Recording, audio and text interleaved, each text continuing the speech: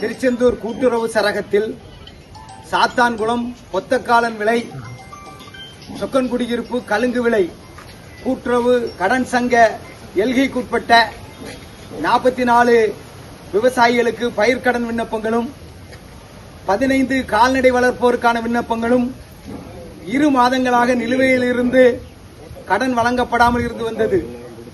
இதனை அரசின் கவனத்திற்கும் துறை சார்ந்த அதிகாரிகள் மாவட்ட வட்ட நிர்வாகத்தினருக்கும் காவல்துறைக்கும் தெரிவித்தோம்.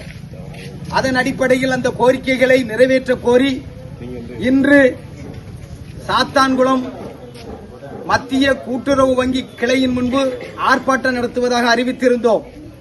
ஆனால் அதிகாரிகள், காவல்துறையினர், வருவாய்த்துறையினர், கூட்டுறவு நிர்வாகிகள் ஒத்துழைப்பிலே